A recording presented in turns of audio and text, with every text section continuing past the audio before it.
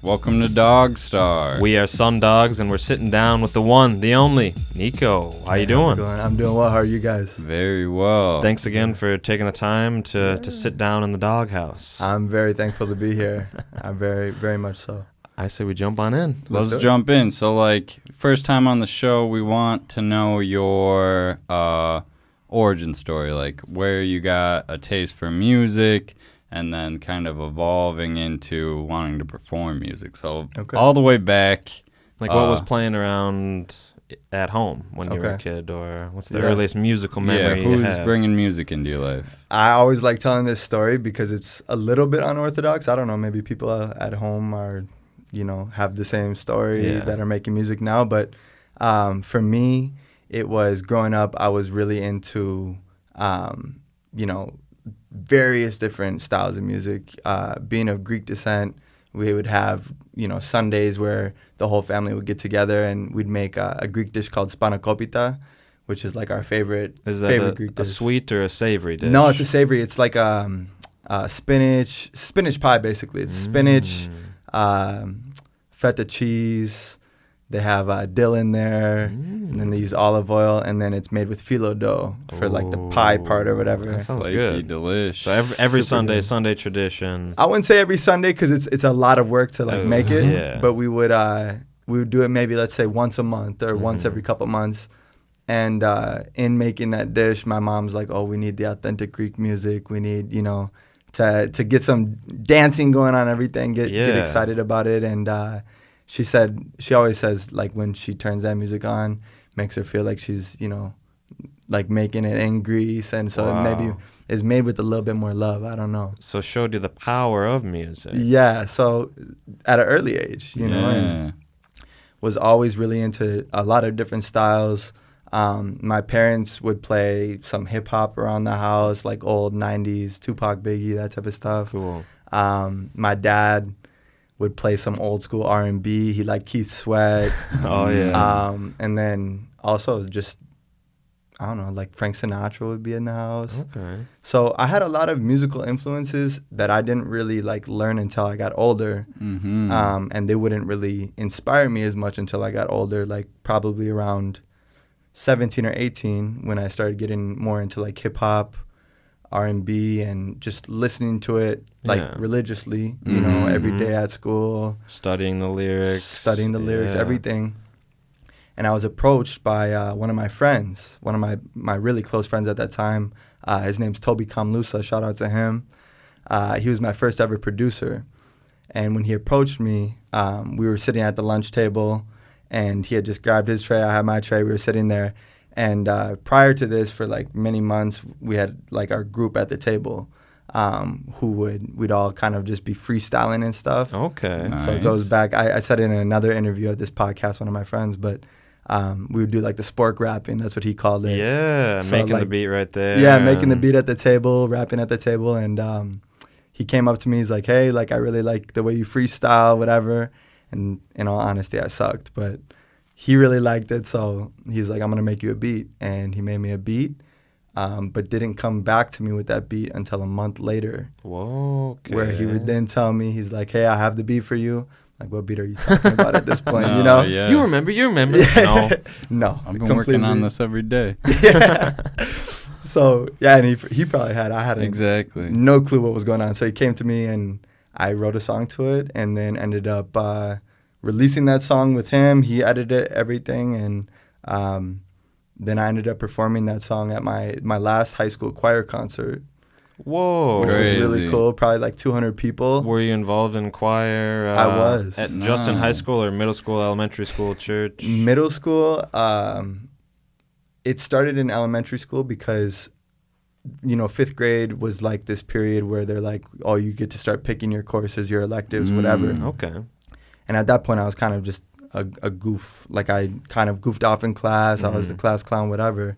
And I had a music class where the teacher was like, "Hey," she basically set me straight. She's like, "You have a really nice voice. You've been causing all these antics, whatever." She's like, "But I'm going to make you sing in front of the class, and then I'm going to talk to you again after class." So I sing in front of the class. I don't remember what song it was at this point. And then she pulls me aside after. She's like, once again, you have a nice voice. I really think that you can do more with that than just to, goof off in class. Wow. You should go join choir. And I'm so thankful I did because it taught me a lot about music. Yeah. Wow. It helped me work on my vocals a lot. And I did. So from 6th grade until senior year was in choir. Oh. Yeah. So it obviously, had an impact on, my singing abilities, everything. But that's what gave me the opportunity to first perform, which I would then fall in love with as well. Oh, yes. Just choir, no band or drama or anything? No, just choir, but I did get I took a theater class. Yeah. Just because I'd always kind of been into acting and theater as well, and that was a really fun class as well. I was with this teacher, Mr. Amundsen or something like that. He was kind of famous around the school for being like the big theater guy at school, and maybe a bit eccentric. Very, very, yeah.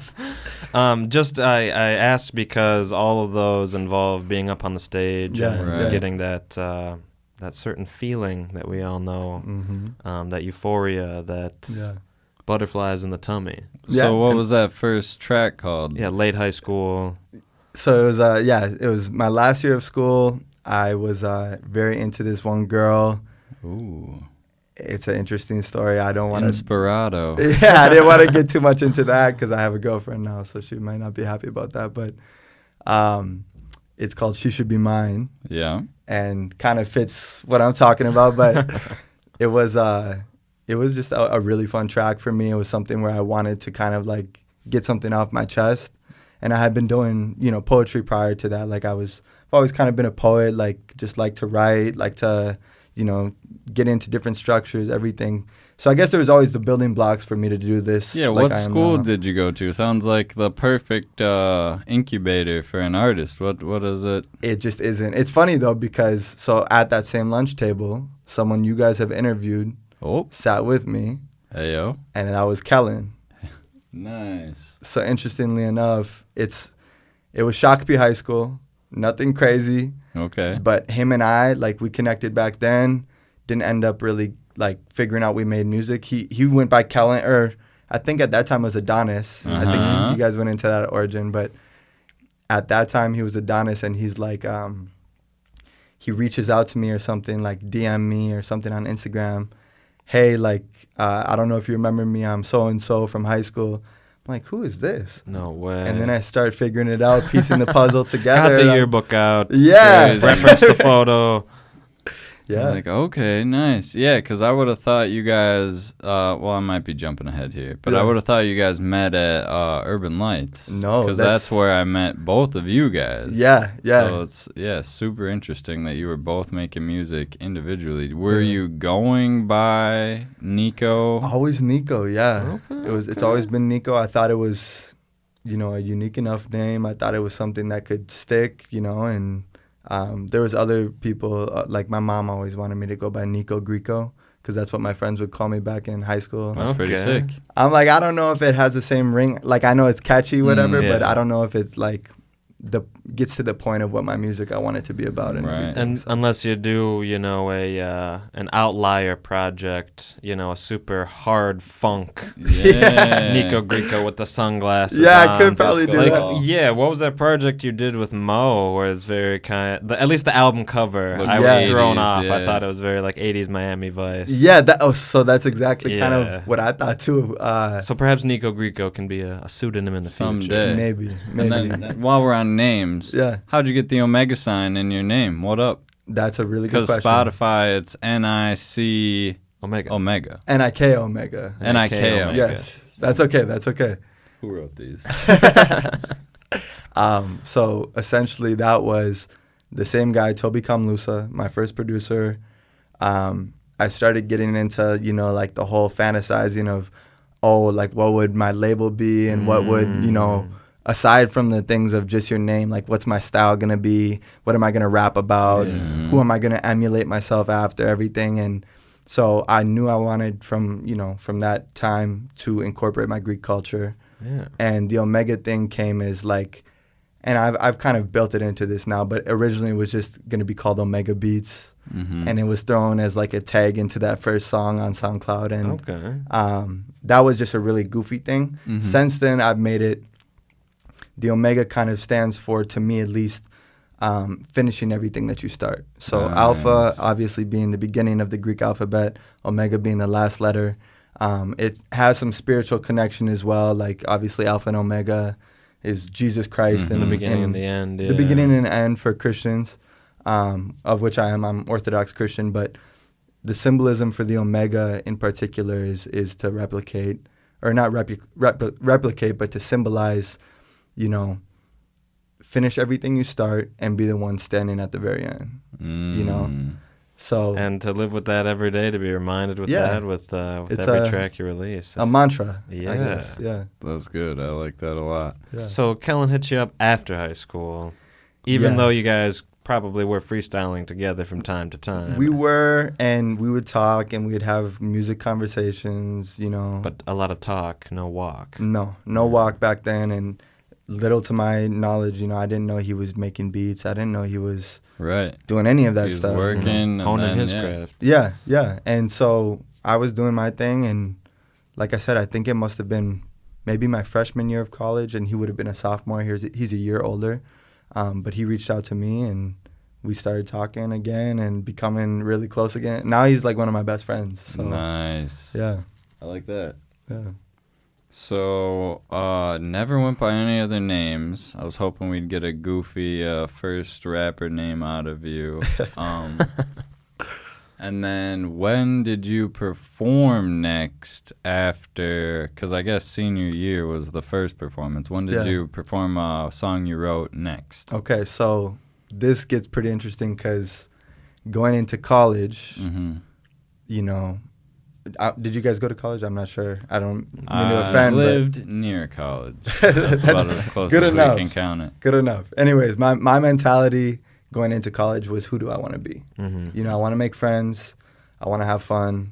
I want to meet girls and all that, you know, typical stuff. But who do I want to be was a big question for me. And very first day, I was like, I'm going to be outgoing as a son of a gun, you know? And so I was, and they were doing all the welcome week stuff, the, you know, welcome to college, here's where you may fit in, whatever.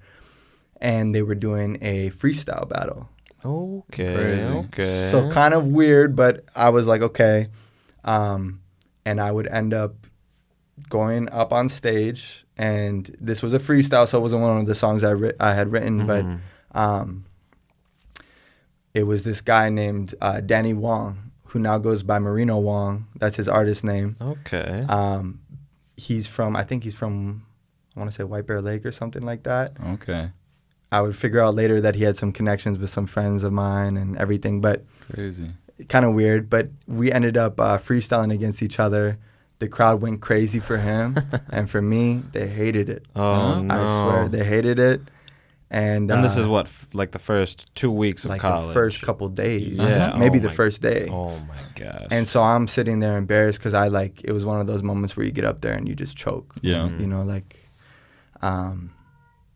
and I just didn't know what to do at that point. So we did that, whatever, and then later I would end up performing again at UMD, which was my first college. And that was actually a song I had written with my friend Tommy. And he now goes by SDB Tommy. I don't know if you would have heard of him before, but we performed I think my third song called Foreign Girls together. Okay. So those would be the next two that would get me into it, all the way up until when I met you at the crazy Urban Lights open mic. Yeah. Wow. And was that at like you know, talent shows at UMD still, or is that around venues around town? No, that was a talent show at UMD. Yeah. Nice. And you had to sign up ahead of time. Yep. And you could either like do karaoke or whatever. And so I told him, I was like, let's go perform this. And interestingly enough, I actually became close with Marino Wong, and he produced that, or not produced, but mixed and mastered that track for me. There you Foreign go. Girls song. So from causing you possibly the biggest hiccup of your career to being a helping hand. And ultimately, the person, one of two people I would say who really got me interested in doing this as like a career. Cool. Just because he was there to set it up, you know, to finish that song for me. That song would go on to be something that I was like, hey, this is something that's actually really fun, and performing it's really fun. And, sharing it and all that stuff. Yeah, that's super cool. How'd you hear about Urban Lights open mic? That was through, I think, OAO Joe. Nice. Which I'm sure both of you know, but he's been a really big supporter of my music from basically as soon as him and I met.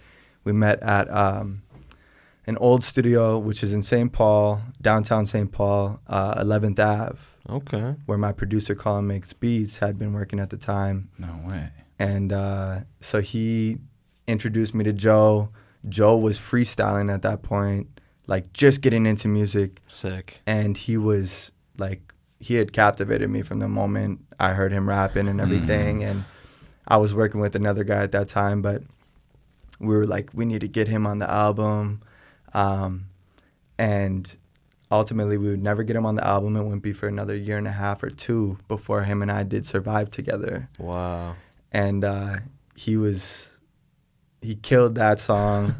He helped me to figure out where that Urban Lights show was going to be. Nice. And he ultimately set that up for me to be able to perform. And we performed Survive there, which, if you remember, it went over really well. Very well. Yeah, well received. I was very nice. excited. And then, just been blasting on that momentum ever since. Yeah. Because you dropped a project in 2021. 2021. Technically two, the collaborative project. Yeah. And the solo. Oh, right. Yeah. And then been a single, dropping singles. Yeah. Single Stanley. Single man. Yeah. But what's, you like singles or you like projects? What's, So here's the thing. I am not really biased to either one, but I have been working on a project for about 4 years that after everything I've done is like, it's kind of the accumulation of all that. So all the stories I've told, everything that I've gone through in life, and all the hard work I've put into getting better at this is hopefully going to amount to this album called All My Moons that I'm super excited about. Not to plug already so early in the show. We're going to have to take a break. We're going to talk more about I was going to ask if you could even reveal the title. Yes. But we're going to take a little break. We're going to be talking more about All My Moons. We are sitting down with the nomad himself, NIKÅ the Greek, NIKÅ the Greeko, NIKÅ the Don. I like that too. Follow us, DogStar Podcast. Follow NIKÅ. What do you get a social plug? Yeah, Instagram, OMEGA_NIKÅ. Yeah, Omega_NIKÅ. We'll be right back. DogStar. And we are back. Sundog sitting down with NIKÅ. We were teasing before the break this upcoming project, All My Moons. Yes. What more can you tell us about that, or maybe even the songwriting process? And because it's been years in the making. Yeah, so it started off as an idea. I just really liked the name, and kind of like the Omega thing, like I developed it into a metaphor. I developed it into something that means a lot to me. And for me, when we first started it, there was things I wanted to talk about. There was things such as relationship stuff, like wanting to find somebody that, was hopefully going to be like this dream girl, somebody who could, change my world, whatever. And then I wanted to talk about, some harder stuff, like mental health issues, stuff like that. Yeah. Now, those thoughts are still here, and I have the whole album, like, it's pretty much laid out. It is finished, just not edited. So it's all recorded, it's written, done, everything. But those ideas basically went from, like, these corny, like, I was originally going to do a song called Gravity for that album. Okay. And I was like, okay, that's kind of corny, like, you're going to do All My Moons, and then you're going to call the song Gravity.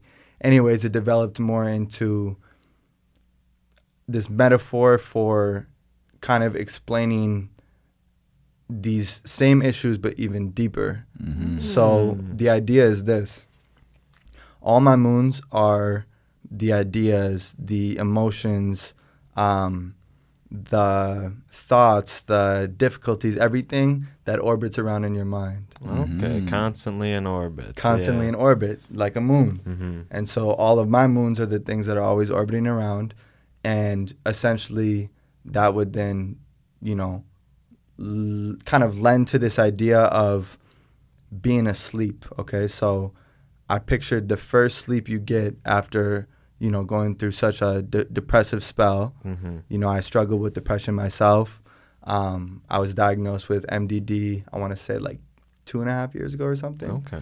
And so I was thinking about, you know, the first really good night of sleep you get, because when I was going through these depressive spells, it was like, you know, staying up till 4 a.m, waking up at like noon or 1. And so this good night of sleep and having different dreams along the hours of sleep you're getting. So going to bed at like 8 p.m., falling asleep, and then going hourly into all these different dreams you might have per hour. So it's kind of a trippy idea, but I mean, sounds like a great concept album for sure. It's something that I was like, I only want to make concept albums. Yeah. I don't want to just call something an album. Like I've done those other projects, and that's how I would address them, is they're mixtapes or projects or EPs, whatever you want to call them. But they're not albums, and this is an album because it is a concept. It's something that means a lot to me, and I think more than anything, the reason I'm so excited for it now is because I think it's extremely relatable. Okay. No matter what you're going through in life, no matter you know, how you may interpret life compared to how I may interpret life, I still think that you're going to be able to pick these ideas and be like, hey, you know what? I think I can relate to that. I think I can visualize that in my own life and how that might be a struggle for me. And that's why I think it's going to be more than just an album too. I think it's going to be something that helps people, and I think something that uplifts them and encourages them to get through these, you know, depression. Because from what it sounds like, it's definitely helped you along your mental health journey and your emotional health journey. It sure has. I mean, music in general has. Yeah. You know, it's funny being diagnosed back then. I went through like a year or two in college where I didn't know I had depression. And so then I would eventually seek out that help. I sought out therapy, eventually psychiatrist, you know, everything. And doing all of that in tandem with the music is what I think has allowed me to progress to where I am, where I can talk about this stuff, where I can share it through music. And so the music became more of the mode of expression for what it felt like, as well as what it still can feel like sometimes, you know, because depression's never really over. It's always going to be with you, but how can you cope with it? And more importantly, how can you use it to a strength instead of something that tears you down? You know, so that's huge. Well, we're very, very, very excited for the project. I know, you probably can't officially give a release date just yet. You said it's recorded. It has yet to be probably mixed and mastered. Yeah, and part of the reason it's been that way for so long is because I just was so hesitant about it for so long. I was like, am I really at the place where I want to be skill-wise? Like, am I a talented enough rapper, talented enough singer? Are my melodies unique enough? Everything. And now I'm at a point where I'm like, not to, you know, pat myself on the back, but I think I am there. And I know I am, actually. And that's why I'm so excited about this. So now it's just sitting down with my producer. We just had our first session where we exclusively focused on editing vocals, getting into the nitty gritty of, you know, how do we want this thing to sound even above and beyond the lyrics and the melodies, you know.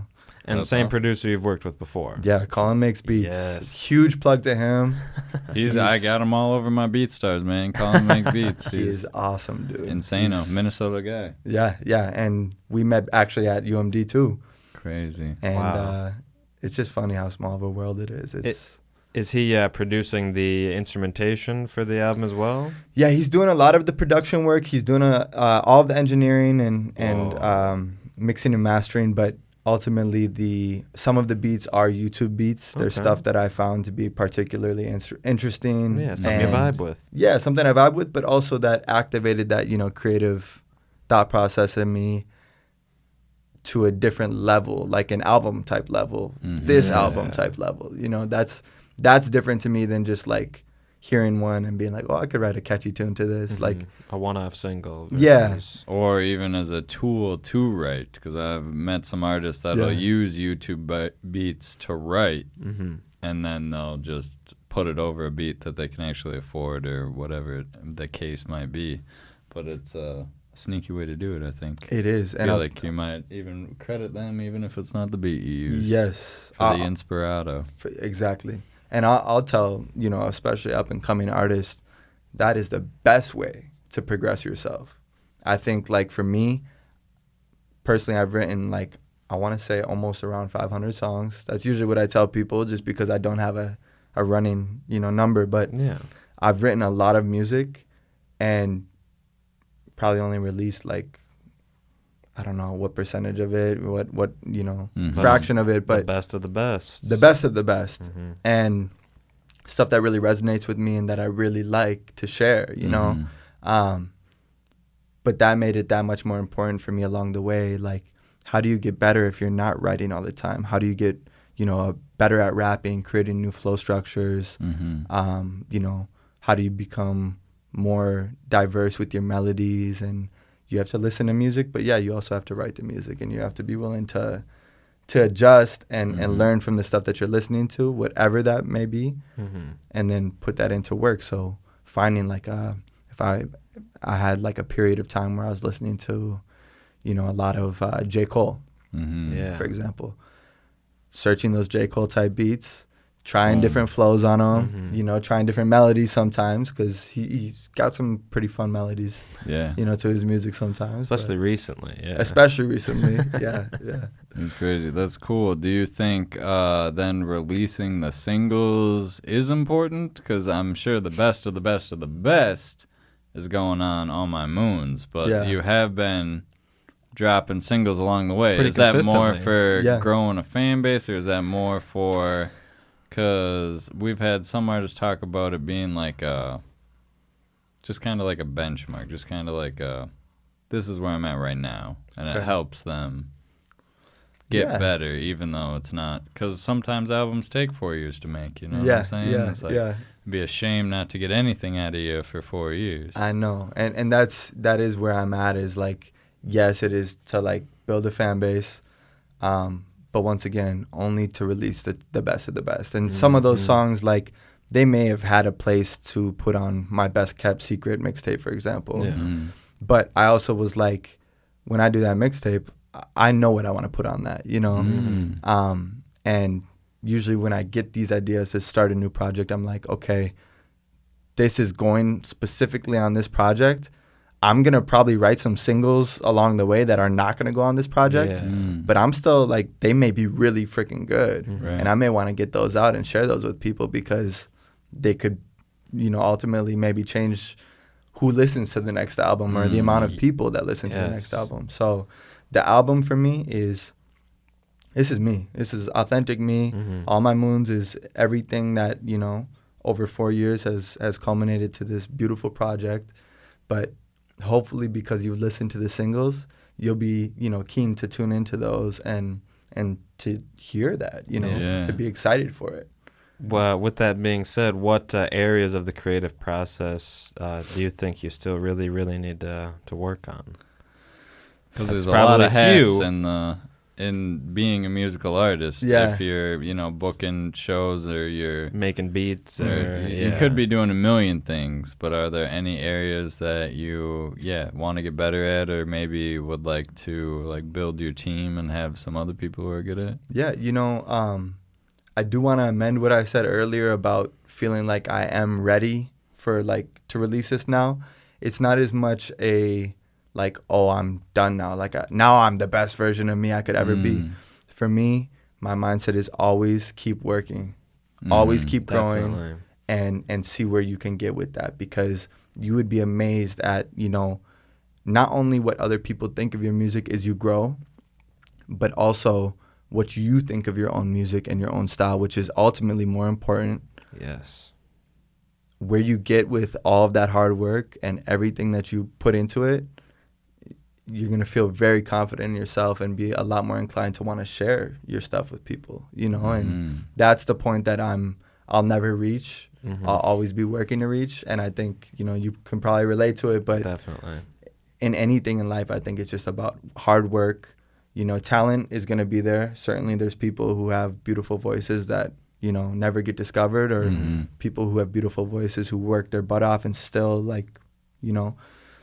never see the light of day, so to speak. But for me, it's like I'm still going to work as hard as I can to always get better and try different things and for yourself, for myself. It excites me, so that's, for me, getting better that is my creative process. I always want to get better.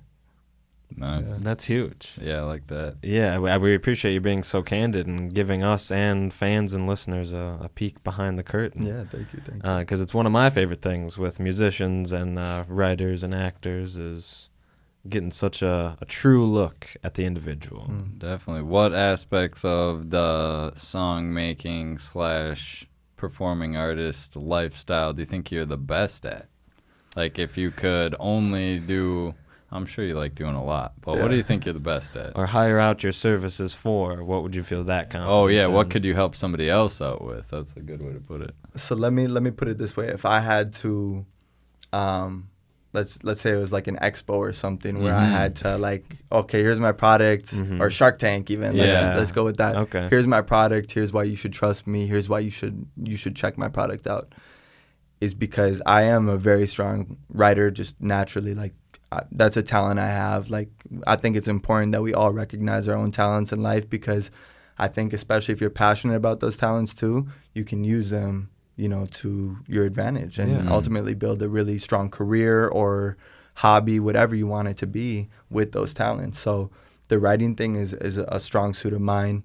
I would say, if I were doing this expo or, Shark Tank, I would say, let me help people write. I would love to ghostwrite for people, even though I know a lot of people don't like to call it that, but... I think people just say that they don't like to call it that / would never admit they had it, because that's the whole point of a ghostwriter. Exactly. Everybody you ever talk to should say, no ghostwriter for me, thanks. Yes. But in regards to that, in this hypothetical, as a ghostwriter, would you want to see, a few $1,000s up front and be paid as a session musician, or get back-end residuals, get royalties? I think for me, I would just like to do it, honestly. Yeah. I do. I just want to be a part of it. I just want to be a part of it, yeah. I want to make money. Either way, baby. Yeah, exactly. Yeah. I want to make money, and that's it's been a very constant thought in my mind lately of how can I convert this into something, where I can call it a career. But for friends, for people that I care about, that I have friends that are super talented, that just need a little direction or a little push. Yeah. I would do it for them for free. Yes. If any of you are out there trying to do it though, if you need a ghostwriter, I probably would have to charge. I don't know. Put me in the credits at least. I probably have to get somewhere else first myself before I could tell anyone you need to pay me for this ghostwriting. I'm a big proponent of never take advice from someone who's less successful than you. So if ultimately I'm even on the same level as you, where neither of us really have that crazy of a following, why would you take my advice? Precisely.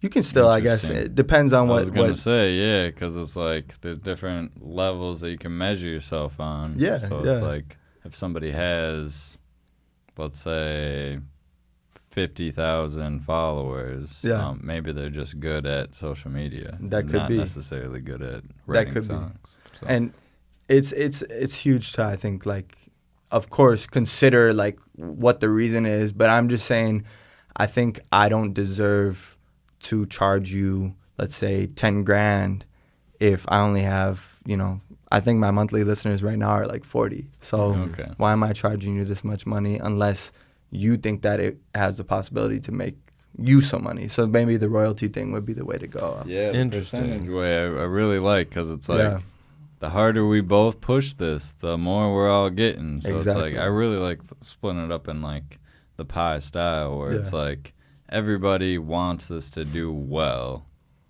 in forever. Nobody's just I just want to get my $300 to mix it or whatever, and then won't promote it. I'm going to ask you a little bit more about All My Moons. Again, if you can reveal, or I mean, if you don't even know at this point, how many tracks can we expect? That one I would love to answer for you, but I can't just because I actually don't know. I've recorded, around like 20 songs for it. Mm-hmm. I want to cut that down to like 12 to 15, as long as it makes sense in terms of like the flow of the album, you know, and like, will this song fit at, you know, from 8 p.m., 9 p.m., will it fit that particular time slot in terms of how you might feel or how a person might feel around that time? That's so cool, man. I can't wait to listen to it. Sounds like you've got a very clear vision of it, and I can't wait for you to be able to share it and then I'm excited to listen as well. Before we take a break, do you have I guess probably not. You don't have the track list of these final 12, 13 songs figured out yet, do you? I have the order, if you will. Yeah, I have a sort of order for like, I know at least 10 songs, exactly where they're going to go, exactly at what time they're going to be at, everything. But it's also open for interpretation a little bit still right now, just because I want to make sure that, once again, it flows right, but it also meets that criteria of like what that time slot might feel like for somebody. That's huge. It seems like the process is working for. Oh, we got to take a break. We'll be right back. Here with NIKΩ on DogStar. And we're back here on DogStar with NIKÅ, a.k.a. the Nomad himself. Hey. I like that. I'm going to stick with that now. Prior to the show, your representative sent us 2 tracks, one from 2021 and one from this year, 2022. We'd love to hear more about kind of maybe where you were at in your life when you started to write these 2 songs. Let's start with Do No Favors.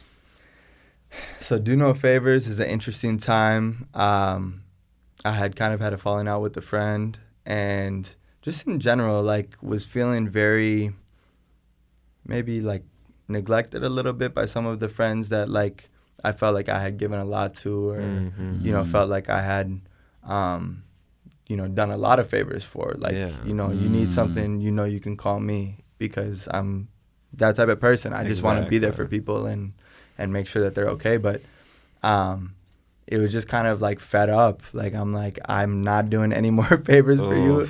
It's literally like, as that sounds, but also just kind of digging deeper into like a different sound. I had never really like heard a beat like the one on Do No Favors. It was a YouTube beat. Produced by, oh my gosh, I just bit my tongue, by Sadie's. And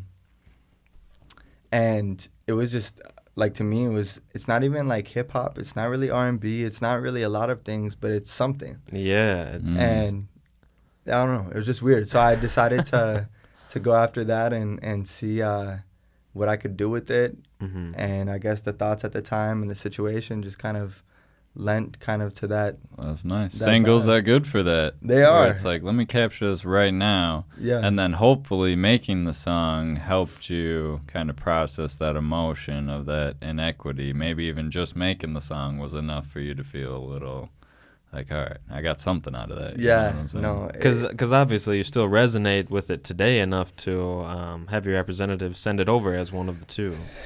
I kind of thought, like, you know, given the opportunity to share too, I think Do No Favors is a really good example of me doing something just completely different than I normally do. Cool.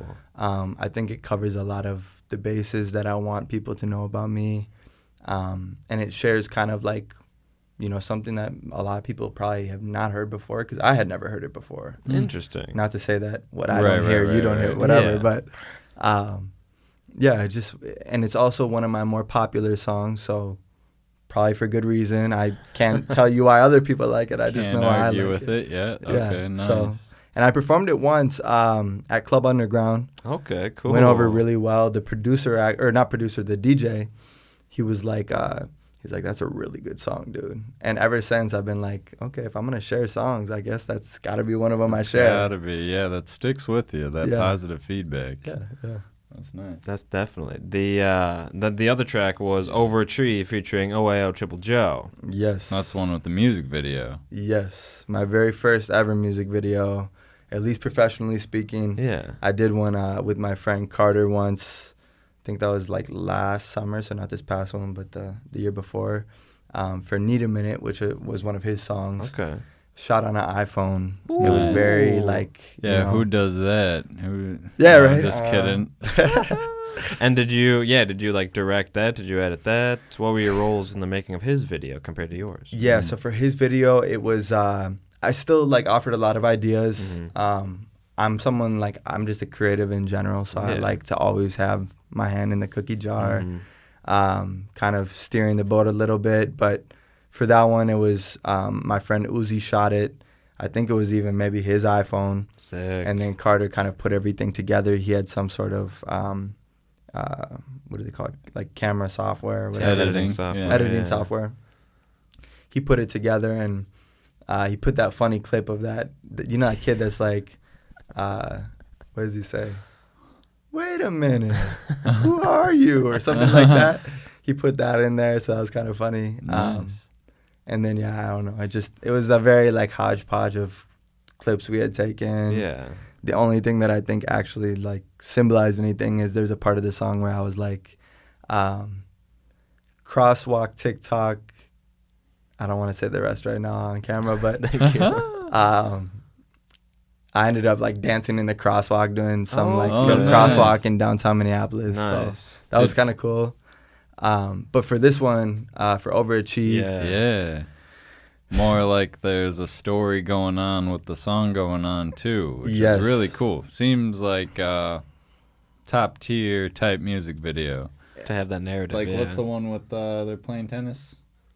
Giving Up the Gun by Vampire Weekend. Yeah. I have not seen or heard that song. It's pretty but cool. That's what Okay. yours reminded me of. I'm Where it's gonna like check the that. competition during it, and it really Yeah. just like they're not doing what the song is saying, but it does fit the song somehow. And the Yeah. themes as Yeah. well. So talk about the production of the music video and then the production of the track. Yeah. There's nothing I'm more excited to share. Honestly, I love this music video because I had the idea. It literally, so first the song was a YouTube beat originally. Mm-hmm. I had Colin scrap that, and I was like, CMB, we need something epic for this. And I think what he ended up doing was exactly that. Oh, yeah. The beat is insane on that song. Yeah. He's such a talented guy. Just, I have to say it one more time, but he made it something that inspired me, and I was like, okay, started thinking about music videos, and I was supposed to do a music video for Survive with OAO Joe. Okay. Um, Just for whatever reason, we never ended up getting to it. It wasn't his fault. It wasn't my fault. It wasn't anybody's fault. We just never did. Got stuck in development hell, if you will. Purgatory. Life. Purgatory, yeah. Just life, man. I only say that 'cause that was one of my first songs I ever recorded, too. It's Hey, called okay, Purgatory. okay. So, no, but I was like, for this, we need to do it. And it's going to be for the music video, or for the album. Yeah. Mhm. It'll be a music video to kind of hype people up, get them excited. Like, here's what we're doing now. And not to mention, it's my first one. So, like, that has to, carry some weight with it as well.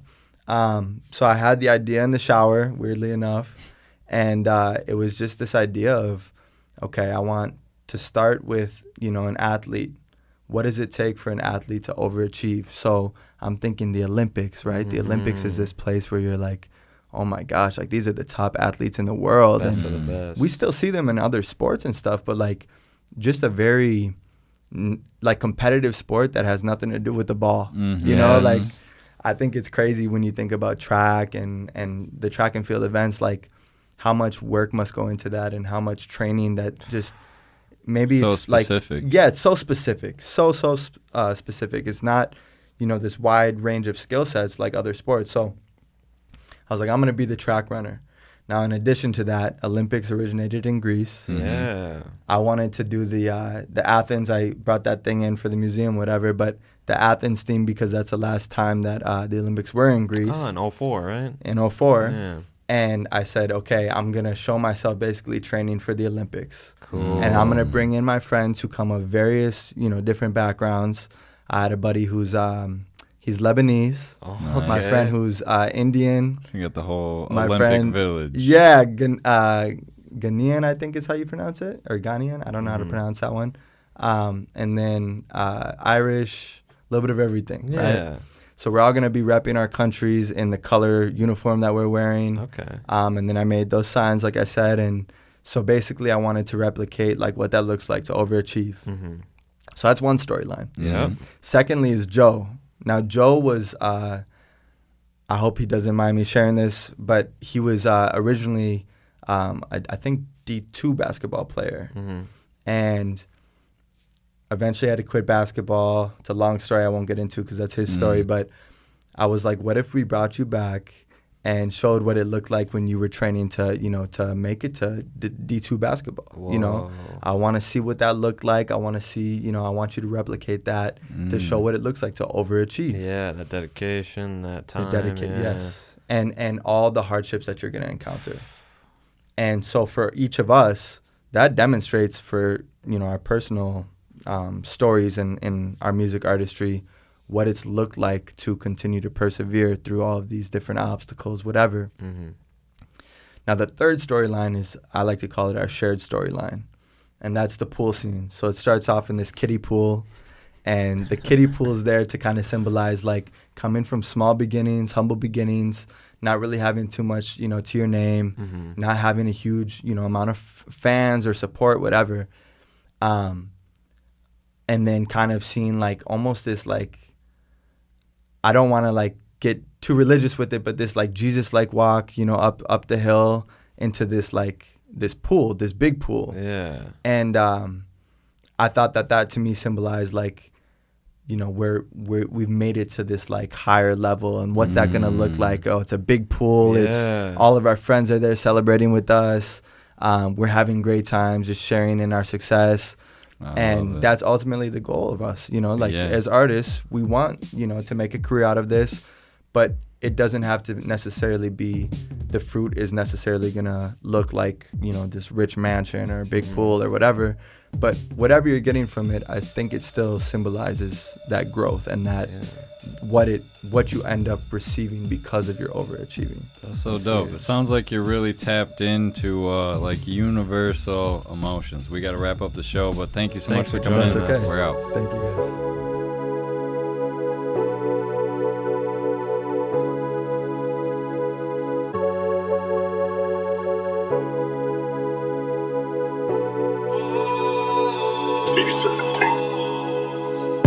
I don't do favors for you, right? Don't call me later, I'm alright. I won't do favors for you. I know that something came loose. You really lost all the screws inside. And you I don't follow the rules, I do me and you do too. My life changing, so have you.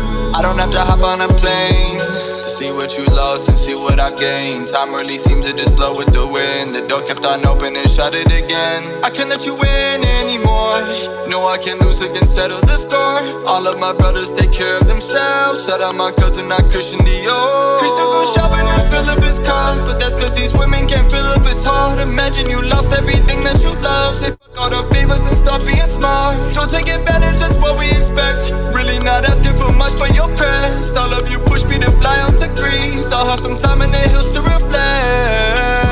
I don't do favors for you, right? Don't call me later, I'm alright.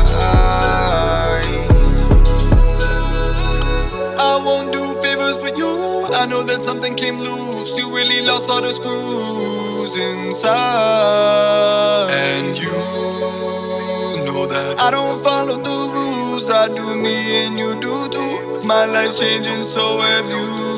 Wasteman and joke, that's why I gave up the smoke. I don't need nothing to tote. Green is the color of envy, I know. Maybe I'm jealous sometimes on the low, but I don't need high to reach all the heights. I'll still do favors for people I like. Family first and then family second. And maybe there's people I'll still give my life for. Don't need rewards, people like me got rapport. I like to think that I carry myself with the best. You still can't open the door. Maybe I'll hop in the Ford. Maybe I'll find the best way to escape. Maybe I'll write all my music for me, hoping that one day that y'all won't ignore. I don't need nothing from you.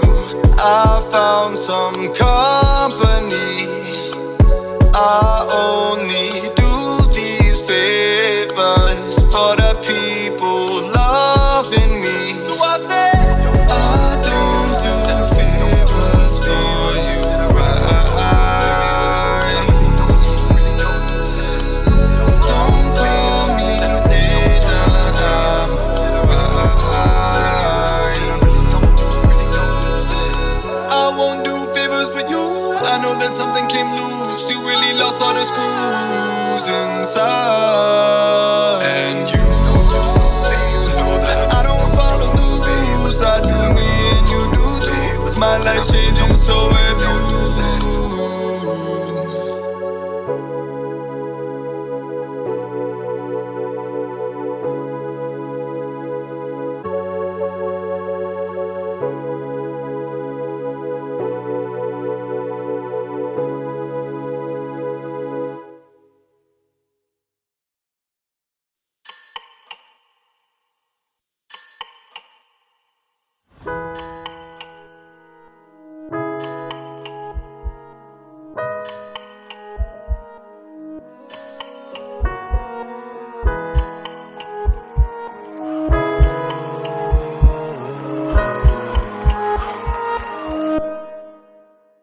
Life is a marathon, run it up. I'm spending hours to sum it up. He took a week just to count up the cash. It took me a second to fall in love. Now I spend my time on activities they don't believe, but I don't think anyone's gonna succeed. I just think all of us wanna be free, but some of us overachieve. Life is a marathon, run it up. I'm spending hours to sum it up. He took a week just to count up the cash. It took me a second to fall in love.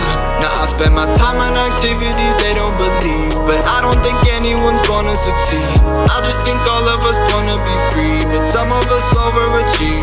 Was it a wolf that made the young boy cry? I'll just believe what I see with my eyes. I wouldn't fall for a lie of the tricks, convincing me to be afraid. But look where I am and look where they stay. There ain't a lease that I've signed with my name. Don't have a piece of the glory of fame, but I'll have a million reasons to change. Or maybe a billion reasons to change. Or maybe it's up that I even say money is part of this. I put my heart in this battle with doubt, but I win every argument, winning regardless. What are you offering? Govern myself, I ain't part of your parliament. I'm just a scholar who finished his coloring, hoping to be like the man that my father is. Life is a marathon, run it up. I'm spending hours to sum it up. He took a week just to count up the cash. It took me a second to fall in love. Now I spend my time on activities they don't believe, but I don't think anyone's gonna succeed. I just think all of us wanna be free, but some of us overachieve. Life is a marathon, run it up. I'm spending hours to sum it up. He took a week just to count up the cash. It took me a second to fall in love. Now I spend my time on activities they don't believe, but I don't think anyone's gonna succeed. I just think all of us wanna be free, but some of us overachieve. Introducing the one and only. I am, forever will be, and still the energía con mi lengua fulfilling the real me. El Lago de Mystico couldn't deal me. Still the waves higher than empires they building. Lows bad, pray my Maxwell over Gilling. Feel me? What would you do if I told you to yield me? Chilling, fighting intrinsic violence, only y'all can heal Life me. is a blessing, no giving in. Worth more than commas and dividends. Oh, you wanna with me with the stars and the moon. They better no luck or friends. Know they be sneaking and dissing the life that I'm choosing. That's cool if you lacking the movement. My music, my passion, the taste of the fluid. If you never get it, you never went through it. And I hope that you never did. Overachieve, no need precedence. Straight to the top, then it's sentiment. No need talk pillows for the relevance. And if they ever disagree, NIKΩ send them in. Educated, dedicated, reinstated, elevated. Got my seat up at the table, I could care less if you played it. Got my angels right beside me, leaving joy up on the pavement. Some be trying, some be lying, but it's some who breathe greatness.